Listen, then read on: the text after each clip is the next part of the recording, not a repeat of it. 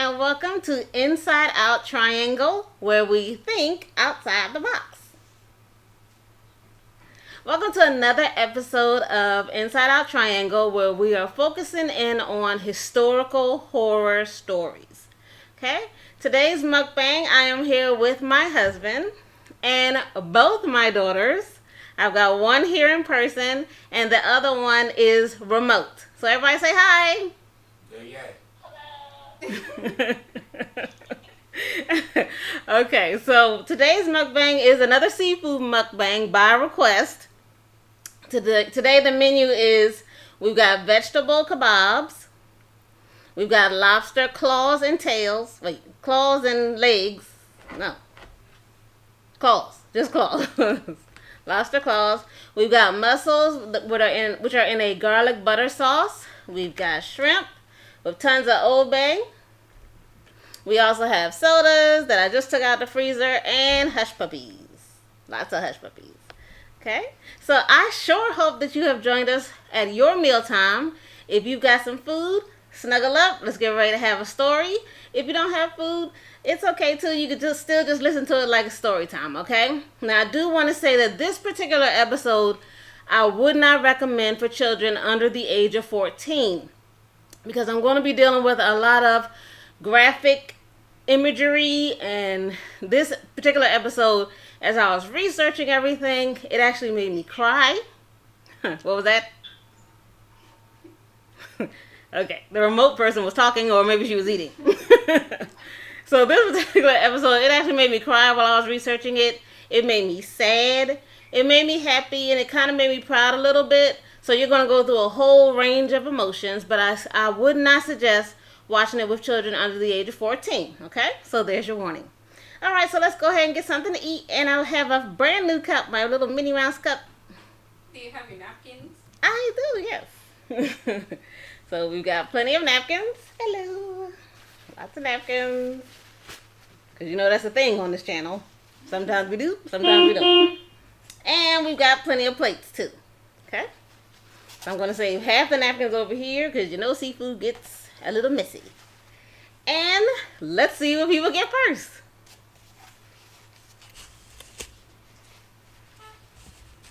I know. I'm going to go ahead and open up the shrimp.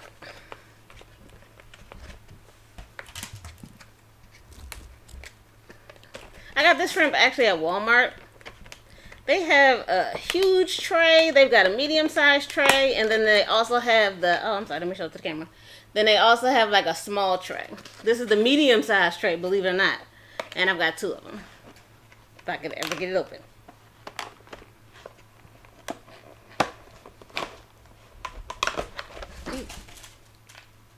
And we had a little technical difficulty with our remote daughter. But she's going to bounce right back. I know it. So there's that shrimp. I'll put this over here. With the cocktail sauce, I just sprinkle some Old Bay on top. You know how we love our Old Bay with the seafood. And then I also put a little bit of Hidden Valley Ranch seasoning on there too. Hello. It's his birthday weekend, so he's happy. Alright, and here's the lobster. But I seriously think I'm going to go with the shrimp first.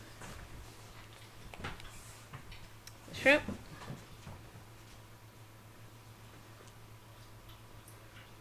Daughter on remote, what are you eating? I'm eating Taco Bell. I'm eating the cheesy gordita crunch. Because she loves Taco Bell. She could eat Taco Bell for breakfast, lunch, and dinner. She's not denying it. And chicken. And chicken too. And crabs. And she was mad that we had seafood and she couldn't get it any. Some lobster. Yeah, you guys aren't trying the lobsters yet. I'm sorry, I'm going to town on the shrimp.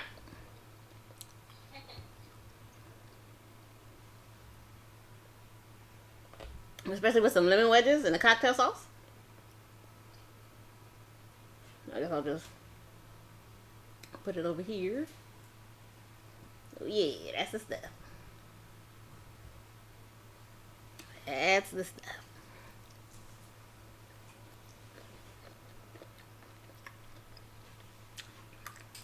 Before you start, I'm gonna need another shrimp. One more shrimp, please. And a hush puppy. You hear that crunch?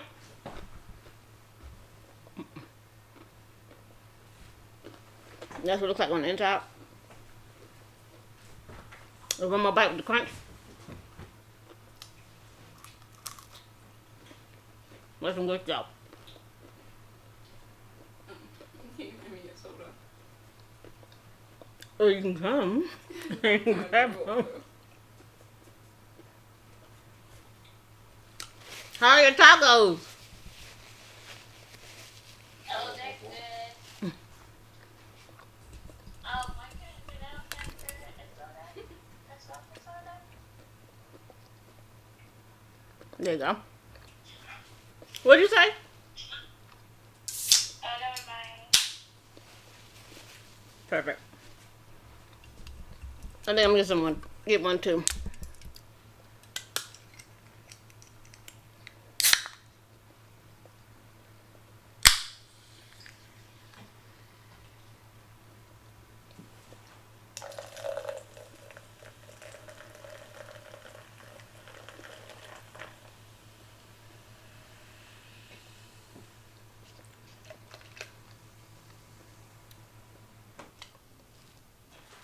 How are the mussels, the lobster, and just eating shrimp? I will try a mussel.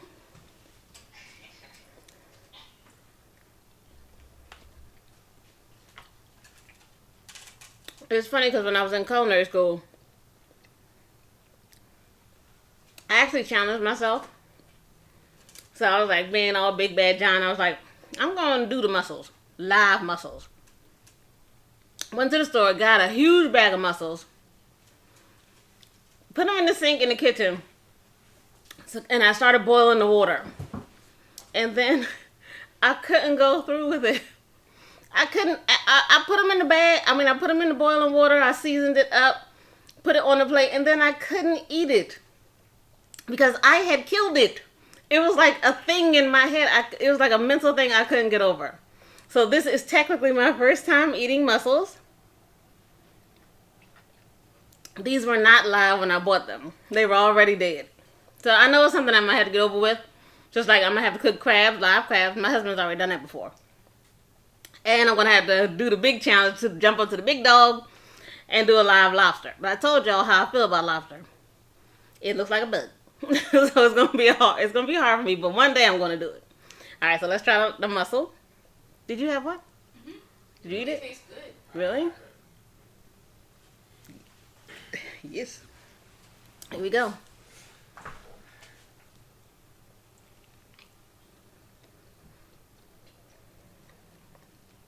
It tastes good.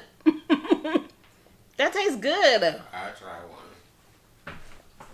It almost tastes like fish a little bit. Which one? A mussel. Any. He's so funny. And put it in that garlic sauce. I'm sorry, little mussel, but you're delicious. It came with a garlic sauce, but I also added a little bit more butter and garlic and poured it over after it was done cooking. Wow. Yeah, it's pretty good. I didn't think it had a taste, but it actually do. It does. Shocker. A mussel. I know, right? Okay. So my daughter, who is remote, asked for for lobster. I wish I knew how to crack it.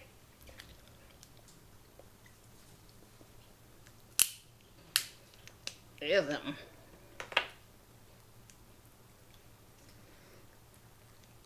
I wish I knew how to crack it.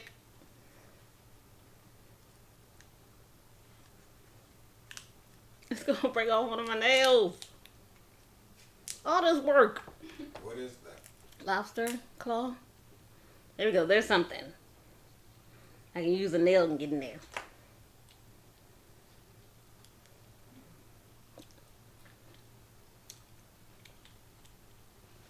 It's good, but I gotta crack it first. And I'm still chewing that mussel. It's delicious. That's good. Is it another lobster claw? Yeah. There.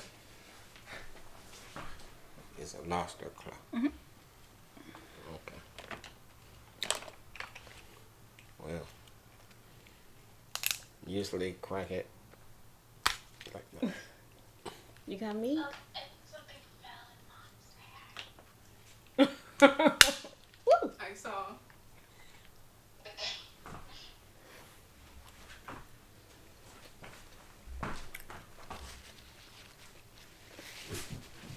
I'm actually liking the mussels. And thank you, Miss. Let's see if I can find. There it is. Then I crack. Lobster. Thank you, Miss.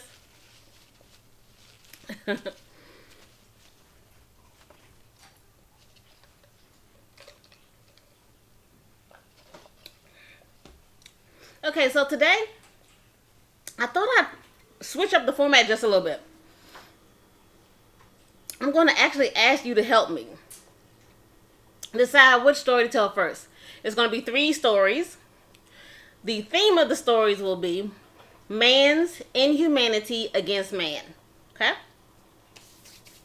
Again, there's a disclaimer. There's going to be graphic depiction, so here's your warning. 3, 2, 1. There's your warning.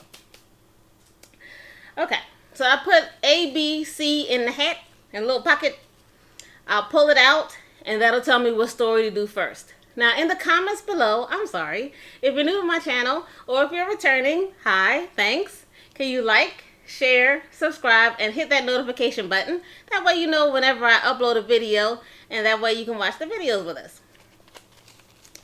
I'll pull out a letter from out of the pocket, and then what I want you to do in the comments, if you don't mind, is rank the stories from, oh my gosh, bad, to that's just absolutely the worst. Okay? So once we finish all 3 stories, please drop down in that comments box. It's, oh my gosh, bad, or just plain worse. Okay? Alright, so let's see which one comes up first.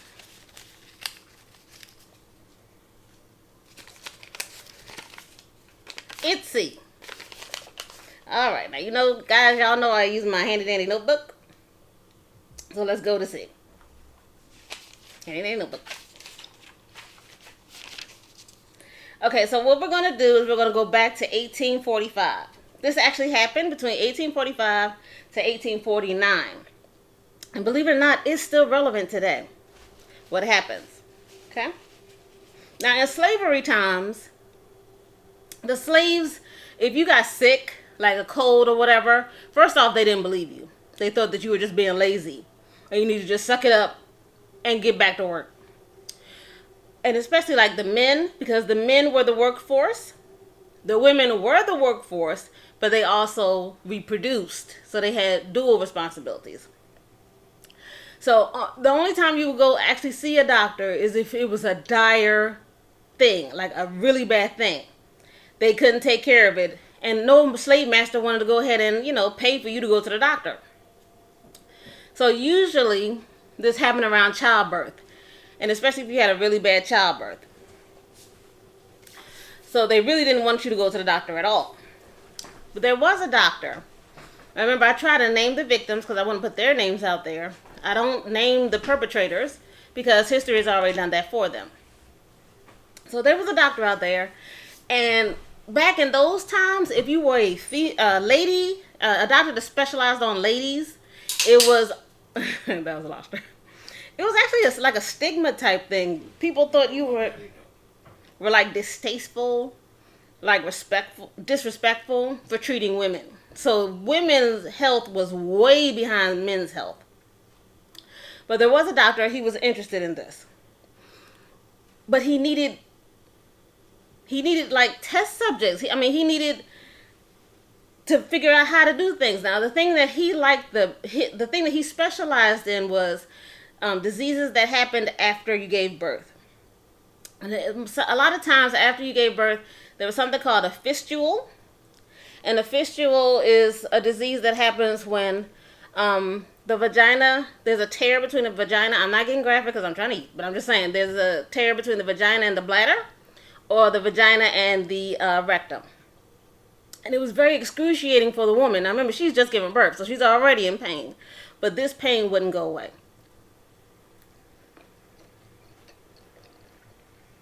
So he was able to get 10 test subjects from the slave masters that had this affliction. He wrote about 3 of them in his journal. I hope I'm saying her name right. It's Anarcha, Betsy, and Lucy. They had really bad cases. Now I want to make sure I get this perfect. Remember, these are slave women. They don't have a choice. You have to do this. And back then, they did not believe that black people felt pain. And if you did feel pain, you didn't feel pain like white people did. So all of his test subjects had to go through multiple surgeries without anesthesia, even though anesthesia was available to them back then. But he just didn't believe he wasn't the only one, but they didn't believe that black people felt pain.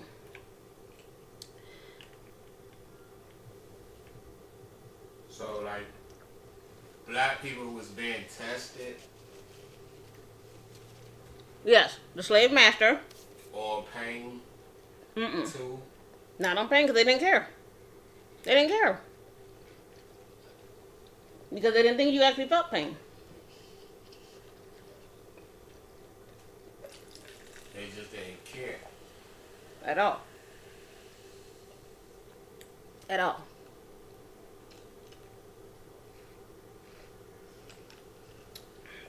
So the slave master brought the ladies to the doctor. And the doctor said, as long as you make sure they have clothes, I will take care of them while they're being treated and pay their taxes. So the slave master gave it to them, just like they were property. So one of the test subjects, her name was Anarcha. She was only 17 when she gave birth. She had that affliction that we were talking about, the festules. She was actually in labor for 3 days. And what he did was he couldn't figure out how to fix her. So he used sutures. And that's a way of closing up the tear with stitches or staples, anything that would help close it up. But it wouldn't work, and it was extremely painful. She was actually suffering. He did this surgery on her 30 times without any kind of pain, anything. No anesthesia? No anesthesia, and it was available. What he did give her was opium. He gave her opium, but not for the pain. Just so she wouldn't fight back. Because just it immobilized her. Immobilized her.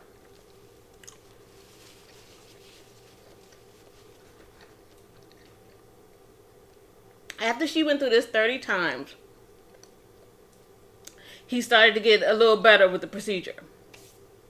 He then moved on to Betsy. And again, but he did these 30 procedures on each one of these girls over 30 times. What they would have to do is they had to be naked. They would get on the table. They would be on all fours. And that's how he would, do his operations. And then the last one was Lucy. He said that Lucy screamed out in pain so bad, they thought she was dying. And she was only 18. After he did the 30, he actually had other doctors come in because they had to learn how to do the procedure. So she's naked he had stripped her dignity away from her, caused her pain and suffering, and he's finally perfected the procedure now.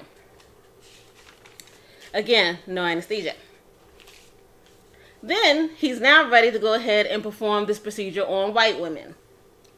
Because he's done it now. He's got it. So he was able to perform the procedure on the white women and they recovered. He gave them anesthesia.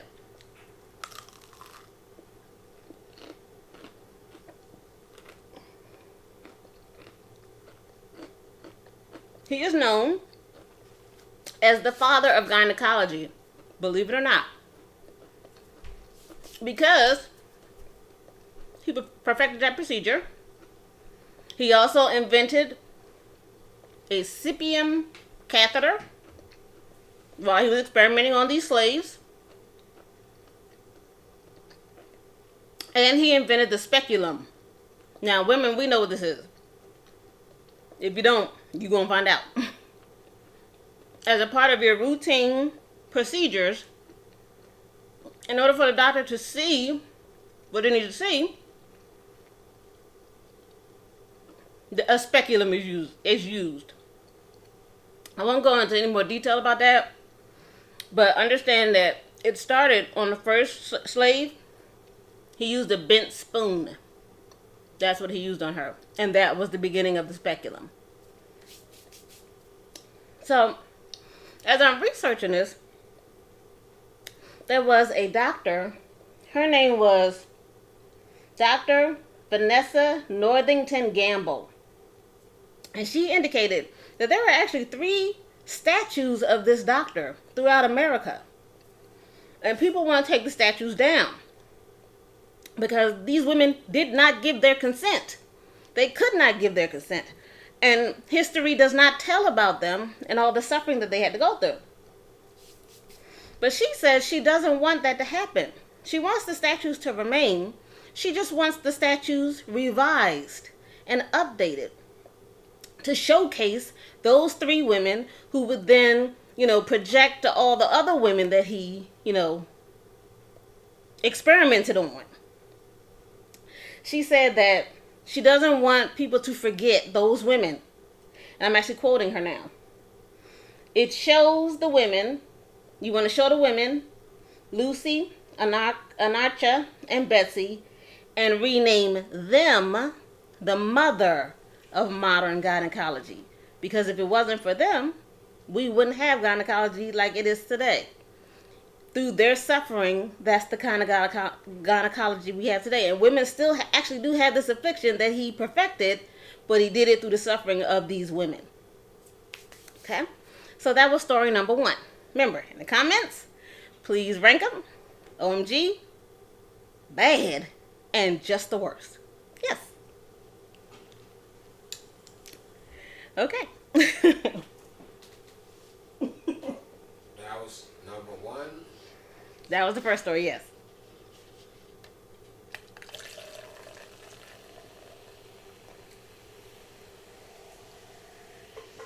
Any questions? No. Thank you.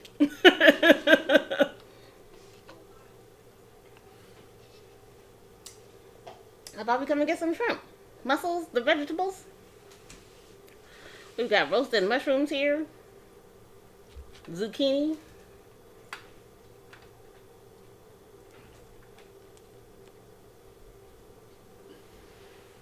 Everything I put in the air fryer. You know me, guys. I put everything in the air fryer, basically.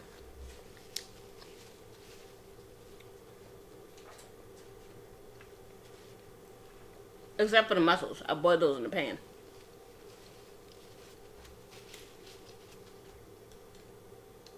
Okay. We are on to story number 2.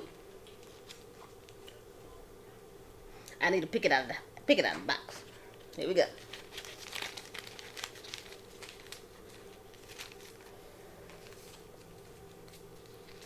Story number 2. Okay.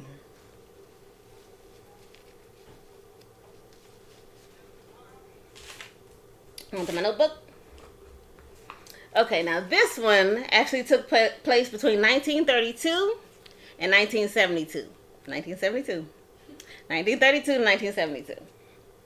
Now, what I want you to do is I want you to imagine that if you go to sleep tonight, when you wake up, turn on TV, you hear, hey, all of America, you now have free health care. Imagine what that would be like. I know they're arguing back and forth about Obamacare and all that stuff, but imagine if they were like, nope, guys, that's it. We've got universal health care. Imagine how you would feel. And especially if you have never been to the doctor before. That means when you were a kid, you didn't get any vaccines, you didn't get any checkups. As you got older, they didn't check your weight, check your heart, any of that. You've never been to the doctor before. But, like, back in the 70s, when parents took their kids to the doctor to get vaccines,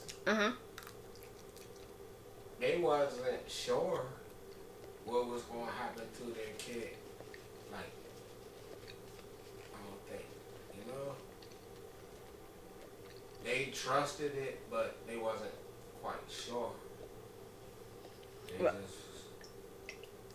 was going by whatever was being said to them. Mm-hmm. So whatever vaccine was being planted to their kid, they just had to trust it. Right. Right. Right. And it may be because of this story. So if you want the free health care, all you have to do is come on down to Tuskegee, Alabama. That's all you got to do. Come on down. It's only for the men, though, guys. Only the men. Okay. This actually did happen. Of course, it wasn't on TV. I just, was a little more creative with that. But it actually did happen. They advertised it. These were free men. They were sharecroppers, most of them. They had never seen a doctor before. So they were like, hey, let's go. We're going to get medical treatments. Let's go. So they all came down to Tuskegee, Alabama. About 600 of them. The doctors gave them they gave them a nice little once over, whatever. Probably took their weight, took their blood, things, just the basic checkup. Then they were like, give me your arm. Okay. Took their arm. Took a needle and injected them in the arm. They probably still didn't think anything of it. It's probably just a part, maybe doing a blood test or whatever.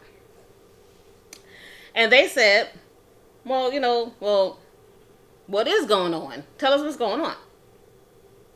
They said, all you guys have bad blood. Bad blood? What does that mean? Well, most black people die from bad blood in the South. You could be anemic, you could have fatigue, stuff like that. So we're just going to make sure that you guys don't have bad blood. Or if you do have bad blood, that's what this test is for. So, everybody took the injection. This is in 1932. Now, this particular study was only supposed to be for about 6 months. So they're going about their lives, doing their normal thing. Every once in a while, they would check in on, the doctors would check in on them. Sorry. The doctors would check in on them. And so, all of a sudden, they started to get, these symptoms. They would get symptoms. Like sores, rashes. And then for a while, it would just go away. So they were like, okay, maybe we're fine again. They had technically injected them with the syphilis disease, which is a STD. This disease causes blindness. It causes you to go insane. It causes you to try to kill yourself. And then if you don't get treatment within the first to 20 years that you have it, you will die. So they said the reason that they injected these men with syphilis, they said the purpose was to observe natural history of untreated syphilis. And they just didn't tell them that they were putting syphilis in them. They convinced the local doctors, don't treat the men because it's all a part of the study. Then they actually ran out of funding for the test, for the study. But they didn't tell the men that either. So, some of the men started dying. They're passing it on to their wives and to their children.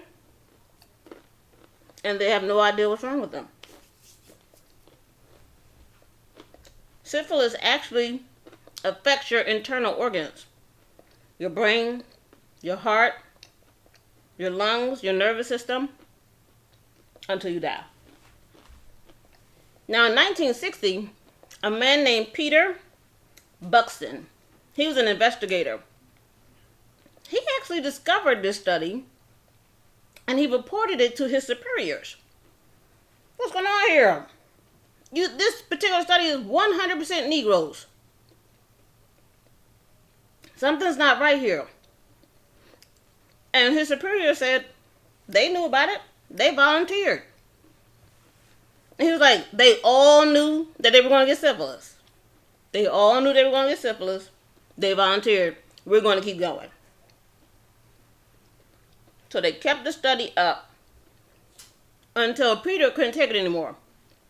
He went and gave the information to a news reporter. The news reporter broke the story in 1972. Senator Edward Kennedy found out about it, and he held congressional hearings. Kennedy declared it outrageous and intolerable. So they ended up finally giving the surviving men penicillin. Now, penicillin was available back in 1932. It was available at the very beginning of the study, but they refused to give it to the men because they wanted to see what would happen if these men had syphilis. What year was this? Around what year? 1932, if I'm not mistaken. Yeah, 1932. So they ended up giving the penicillin to the men, to the 50 wives, and to the 20 children who actually had now contracted the syphilis disease. Kennedy? Edward Kennedy. Senator Edward Kennedy. And they did not give them any compensation. Nothing.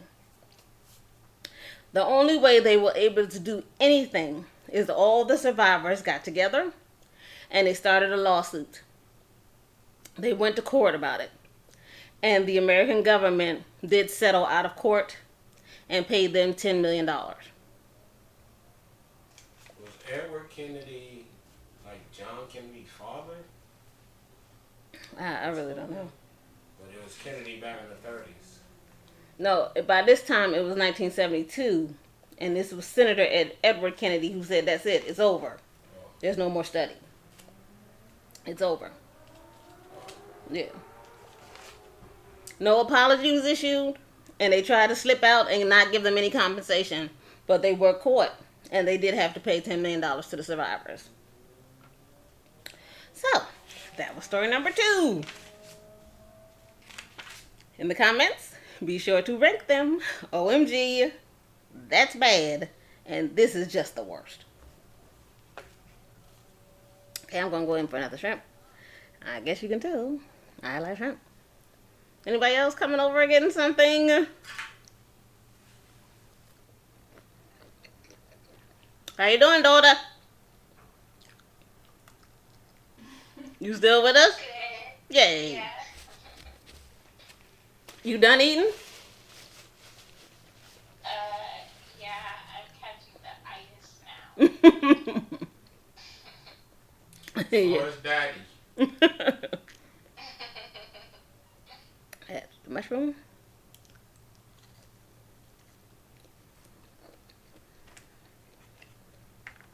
And some more mussels.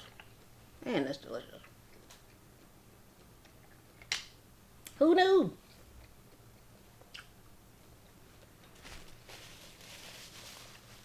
Okay. So there's one last story in the box. Sorry. That's mine. I bought a little microphone, and that was the attachment to it. This is actually the pouch for it. Okay. Here we go. I'm sorry, guys. Y'all will have to see me adjust my wig a little bit. Okay. We ready? So this story takes place. It begins August 1st, 1920. What I want you to do is I want you to meet young Loretta Lax. And I'll try and insert a picture here or here. We'll see. Now, when she got older, she changed her name.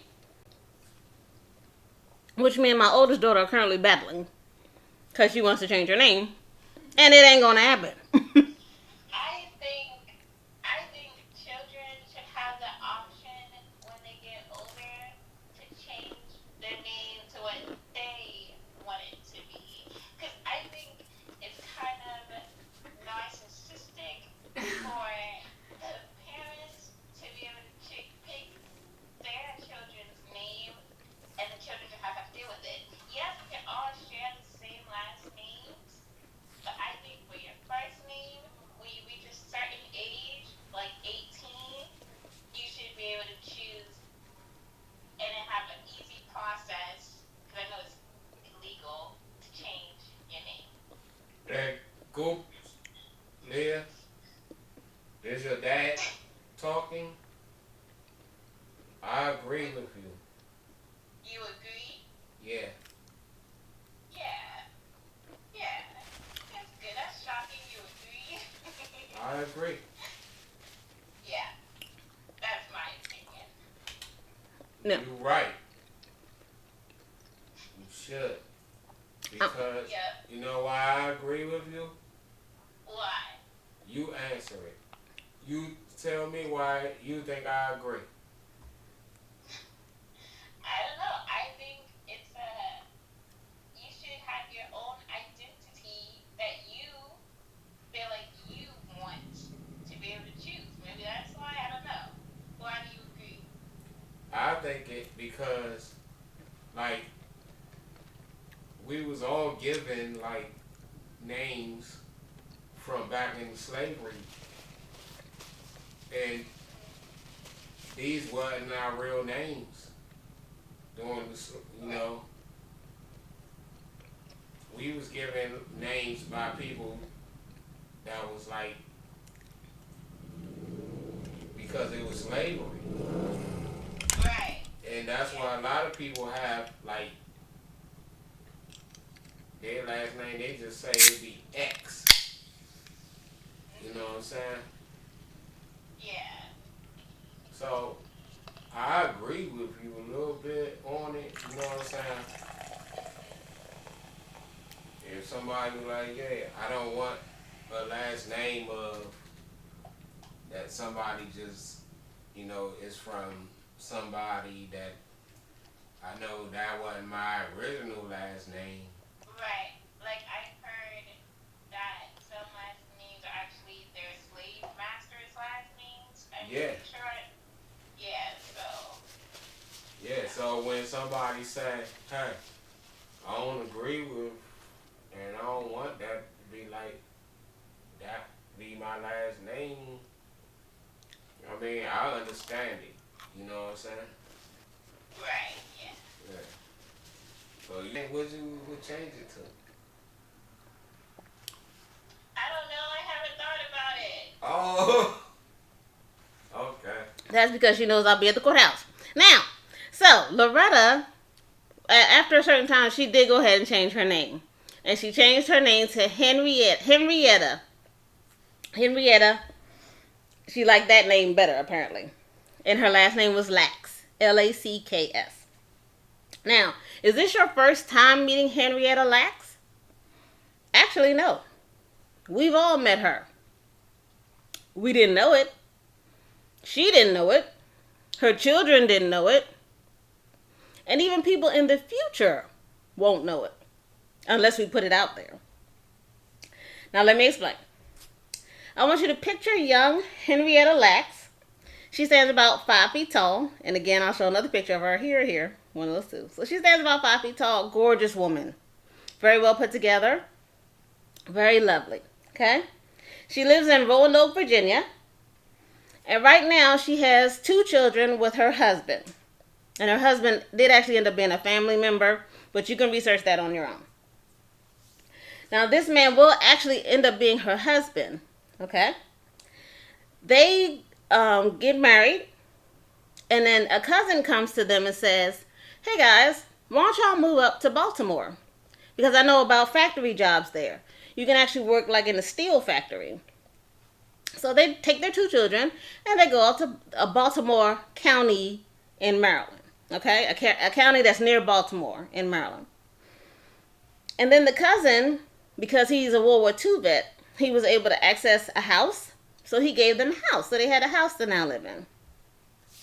So they have 3 children after that when they moved to Maryland. Now the second child, her name was Elise. Elsie. And Elise, when she was born, she was determined to have developmental disabilities. She was also deaf and mute. And Henrietta, protected her and loved her just like she did all the rest of her kids. When she, right around after she had baby number 4, she started to not feel well. She says that she actually felt like she had a knot in her stomach, in her womb. She thought she could get through it. And everybody was telling her, oh girl, you're probably just pregnant again. She was actually pregnant again. So she had her 5th child. And I do want to go ahead and name the children. So she had David, Deborah, Joseph, Lawrence, and Elsie. Okay, so remember, she did state that she still had that knot, that feeling of that knot in her gut. Okay, now after she had Joseph, who was the last one, the other daughter, the second daughter, Elsie, they actually ended up putting her in a hospital. Now the name of this hospital, I had to write it down because I was like, no way they named this hospital that. It was a mental institution. And the name of it was the Hospital for Negro Insane. I was like, and that was an actual hospital? And it was an actual hospital. Now later on they changed it to something else, but that was the name of the hospital. And a lot of people said that broke Henrietta's heart. That she had to put her daughter in that mental institution because she had now 5 kids. She wasn't feeling well and she was no longer able to care for Elsie. So they ended up putting Elsie in when she was around 10 years old. She had the 5th child, Joe. And then at this point she decided something's not right here. So she gave herself a self-exam and she felt something. So because she wasn't feeling well, she decided to go to Johns Hopkins Hospital. Okay? Because at that time the hospitals were segregated, meaning whites, blacks. But Johns Hopkins would take care of blacks. Though it was called a public ward. Up north. Yes. In Baltimore. In Baltimore, yes. So she went there. And let me back up a little bit because I do want to explain what that mental hospital was like. Somebody wrote that they broke into it in the 1950s. They broke into the basement. And in the hospital, in the basement, there were jars of skulls. And there were jars of female parts. So this was not a good hospital. But they had to put Elsie there. They said that a day consisted of the patients just walking around aimlessly. And they did so many experiments on them in the hospital. And I wasn't even researching that part. Originally, I was just researching Henrietta because it was under the purpose of the title of this particular mukbang, which is Man's Humanity Against Man. And I stumbled across this. So in the hospital, they used to drill into their skull while they were still alive and drain fluid out of their brain. They used to, let's see, what else did they do? They used to let them walk around aimlessly, or they chained them up to chairs. They used to put mental probes in their brains. And they said that at least 33 lobotomies were performed at this particular hospital. This hospital was for everybody, whites, blacks, but it was mostly for African Americans. They said that a lot of people died there. They found over 1,700 bodies. And then the ones that they didn't find, those bodies were then given to a university so that the university could then experiment on the dead bodies. So it was like you were property when you were alive, and then you were still property when you were dead. It's such a shame. And I'll put a link down here about the resurrection men, because as I was studying about that doctor, the father of gynecology, and all the stuff that he was hooked up with, because they had to practice on people. They had to do it, so they would practice on the slave women, but they will also practice on slaves that were deceased. And then how do you get those bodies? The resurrection men would give you an ample supply of those particular bodies. So again, I'll put the link down there. It's some really good reading. You should read about it, because this actually did happen. I can't believe it. And then I'm reading this, and they're hooked up with the university, just giving over slave bodies. It's a lot.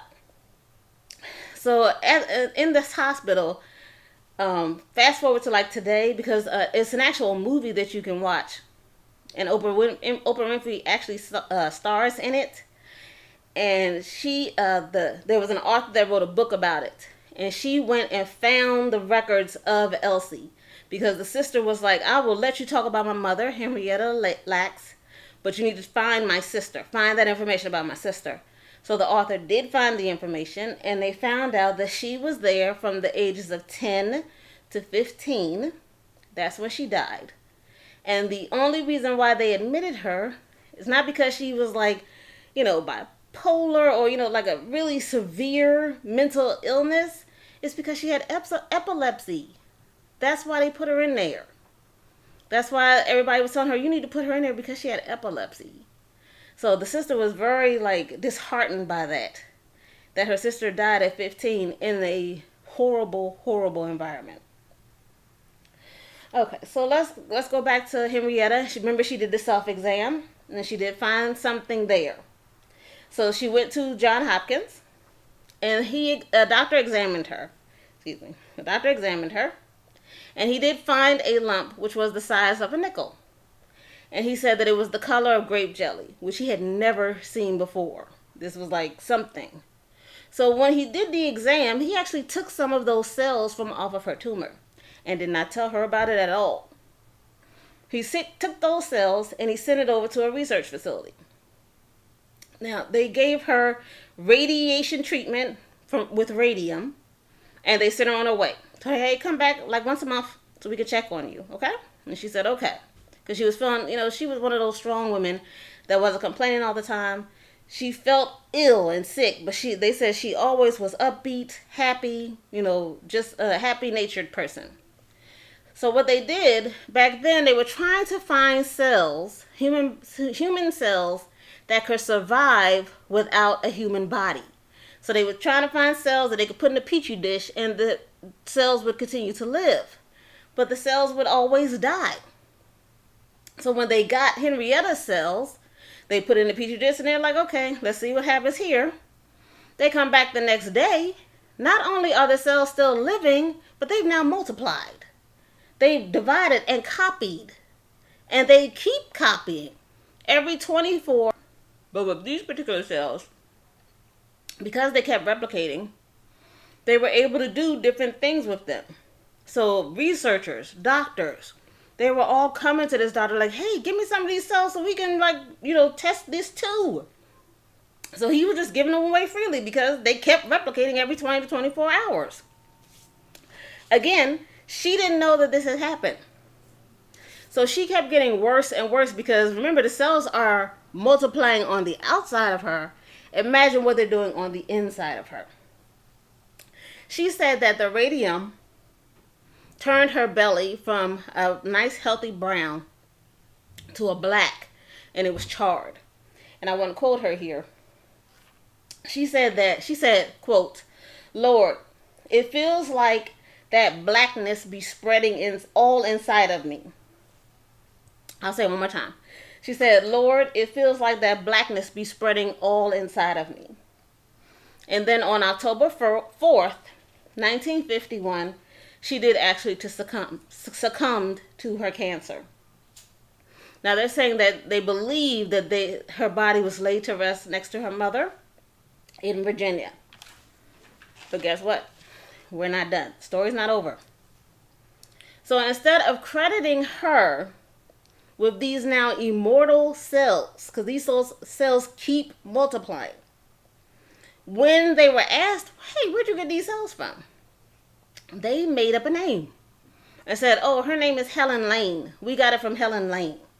So for decades, people thought that these cells, which are nicknamed the HeLa cells, H-E-L-A, the HeLa cells came from Helen Lane. Until somebody investigated it, and they finally had to admit, no, these cells actually came from Henrietta Lane. And that's why it's called HeLa. H-E for the first part of Henrietta, and then L-A for the first part of her name, Lax. When she died, they did an autopsy on her, and believe it or not, they took more HeLa cells. They took more. Again, not asking the family. She didn't will that in her will. They just harvested that from her. The son said that she did not volunteer to give her cells up. They just took them. Now, how do we know Henrietta? Because remember I asked you that at first. We know Henrietta if you've ever had a flu shot, if you've ever had chemotherapy, if you ever had the fertilization, fertilization, if you've had the HPV vaccine, if you suffer from lactose digestion issues, if you've had an AIDS vaccine, if you've been taking any kind of cancer medication, what they did was they tested it on those HeLa cells first. So we all have benefited from this woman's cells. They've been selling them, they've been giving them away, and not one dime has gone to her family. Her son said, my mother's cells are still living on to this day, and I can't get health care. These HeLa cells actually went up into space. They were on the first space mission. They were used for cloning. And, when they were trying to do that cell cloning, and the family has still never received a dime. As a matter of fact, they actually were experimenting on her children in the 70s because they believed that the kids might have HeLa cells. So her family was very skeptical about helping this author because they said they've been scammed before. They had a lawyer come down and say, hey, I'll help you sue. And then he ended up turning around suing them. So when the author came down and said, hey, can I tell your mother's story? They were like, no, you can't do that. It said that they took a year. The author took a year to convince the sister, hey, let me tell your mother's story. So that is the third story that we have. Please rank these stories from OMG, bad, to that's just the worst. Okay, so I just wanted to go ahead and share this with you. I know this is it's a little longer mukbang than I'm usually used to, but I did want to go ahead and put that out there for you. We're going to go ahead and continue to eat on this. Please comment below. Do you think that a child should be able to name themselves as they get to a certain age, or should they stay with the name that their parents have given them? And go ahead and rank these stories from OMG, bad, to that's just plain the worst. Thank you again, guys, for coming to my channel. Come on back. I'll see you next week. Have a good day.